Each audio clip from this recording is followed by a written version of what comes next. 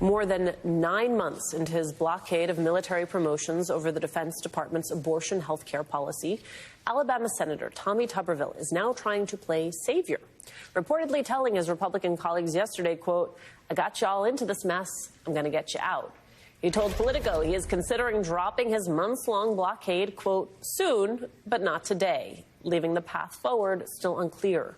This attempt to save face from harming the military's combat readiness comes at the same time that Senate Majority Leader Chuck Schumer said he's ready to bring a resolution to the floor in the coming weeks that would allow all the promotions currently blocked to be considered in large groups. That measure would require at least 9 of Tuberville's Republican colleagues to support it. Joining us now, founder of Iraq and Afghanistan Veterans of America and host of the Independent Americans podcast, Paul Rykoff. Rick is back with us. Let's just talk about this mess, right? Forget about the politics of it. What does it actually mean for our readiness, our military readiness? Welcome to the latest installment of This Week in Stupid, starring Senator Tommy Tuberville.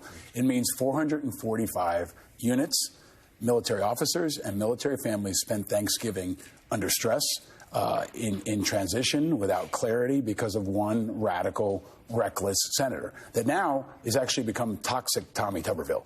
Finally, the Republicans have realized this is killing them. This is killing the party. It's driving away independents like me. It's driving away veterans. It's driving away troops from the Republican Party because of one lone senator and his radical agenda that continues to disrupt our entire military in a time of global challenges around the world. I do want to return to that question of independence and the way that this is playing with them. It took them 9 months, though. By the way, did you see that yesterday he said on some interview show that the military is the weakest it's been? I have that sound for you. Okay. I have that sound for you. Right. Let's play it. Okay. We've got the weakest military that we've had in probably a year in my lifetime. It's a disaster. They can't get anybody, Eric, to join the military. They're begging people to come back. We're in huge trouble. Our country is in huge trouble. People better wake up and see what's going on. It is a disaster. I mean, irony is dead, right? That he can Yes. say that and not be. He's single-handedly has weakened the military more than any American since Benedict Arnold. I mean, and so the fact that he doesn't understand that, the fact that these people, as you know, Paul, these are people, they don't have a political party. They work for the military. They take an oath to the Constitution. And he's preventing them from serving to protect all of us, which was once the ethos of the Republican Party. Over a health care policy that's not even working politically for their party, to say nothing of whether or not it's correct. So to this question of independence, because there are multiple pieces here, right? There's the staking everything on the question of preventing access to reproductive care. There's the question of military readiness. And there's also this question of sort of glomming up the government to say this body and this institution can't work. I can't imagine any of those three sit well with independent voters. No, it's all bad. It's all toxic. I mean, what's happening is Alabama has the weakest senator in a generation or in a lifetime. I mean, this guy is politically toxic.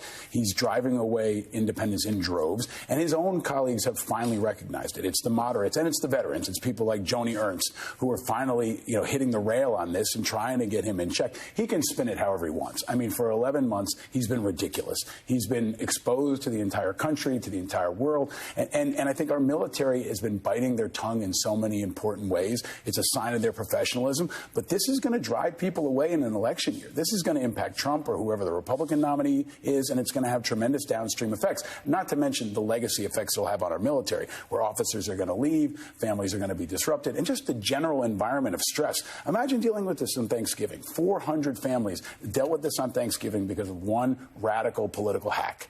Just amazing, given that Republicans once prided themselves on being the party of national security. Whether or not that was actually true, that was part of the brand. And so a willingness to risk that all for what?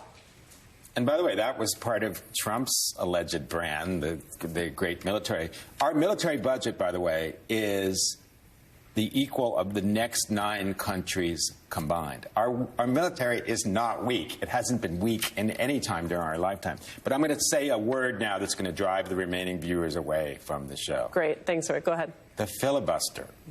We need to get rid of it. It's an anachronism. The fact that he can prevent unanimous consent from approving military officers, the fact that we need 60 votes, which is not democratic to even do this. I mean, we need to get rid of it. I have 60 seconds left, so I can't engage with you on the filibuster, so I'm going to ask a simpler math question. Okay, go. Yeah. Keeps doing this to me, which is, do you think there are 9 Republicans who would stand with Democrats if it came down to Schumer having to put this up for group votes? I'd ask my good friend that question. I think so. I think so. I think that's why Tuberville's backing down. They've told him in private that they won't stand with him if it comes to a vote. And Schumer also should have brought this ahead much more quickly. I mean, the Democrats should have taken the offense on this. It's a winning issue for America and our military, but also would have been a winning issue for Democrats months ago. I love that he says, I'm going to get you out of this mess. Just not today. Right. Paul Reichoff, Rick Stengel, thank you both so much for spending some time with us.